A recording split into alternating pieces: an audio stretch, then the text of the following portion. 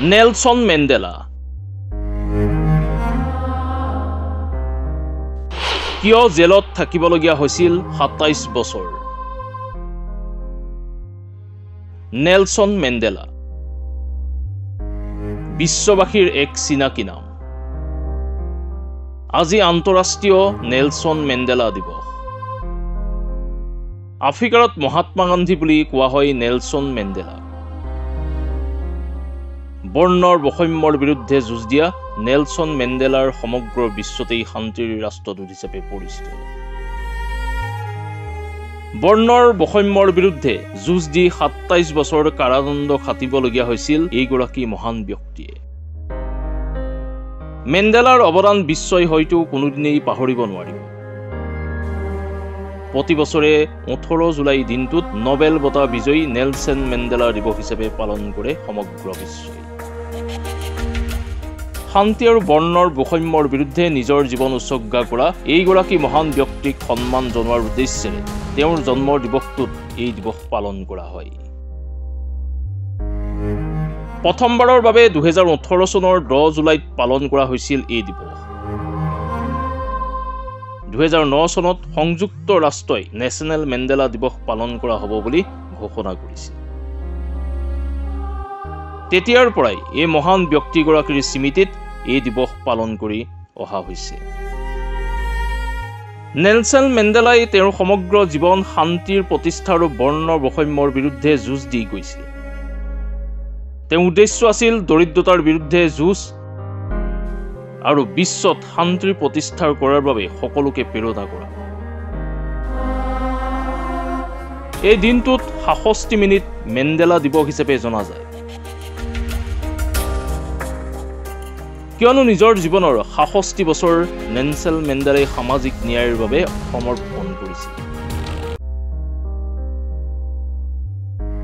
২০১৪ চনত আমেৰিকাই নেলসন মেণ্ডেলাক পুৰস্কাৰ ঘোষণা কৰিছিল।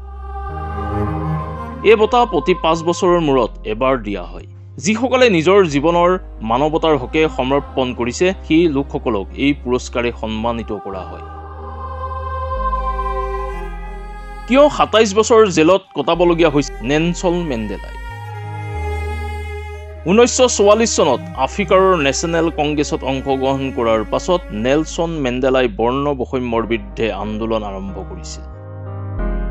সেই বছৰতেই তেওঁ বন্ধু আৰু একাংশ কৰ্মকৰ্তাৰ সৈতে মিলি আফ্ৰিকাৰ নেশ্যনেল ইউথ কংগ্ৰেছ প্ৰতিষ্ঠা কৰিছিল।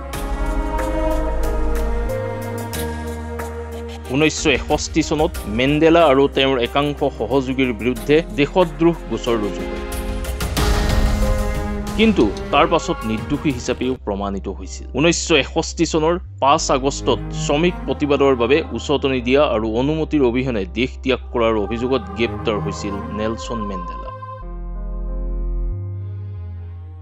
এই গোচৰতেই ১৯৬৪ চনত আদালতে তেওঁক আজীৱন কাৰাদণ্ড বিহে।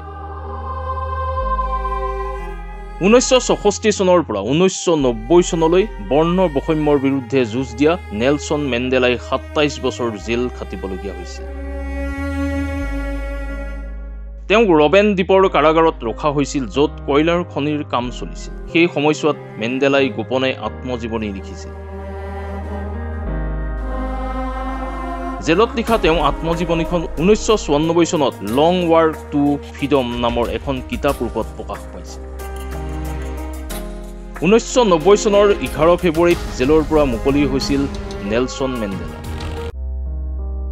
পুনৰ সেই একেদৰেই ৰাইজৰ হকে যুঁজ দি গৈছিল এইগৰাকী মহান ব্যক্তিয়ে।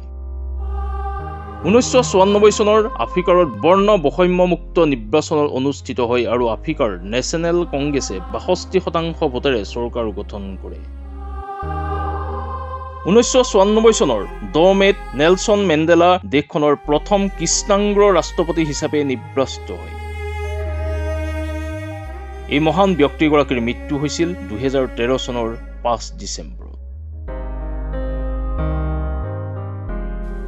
News desk report, my news any.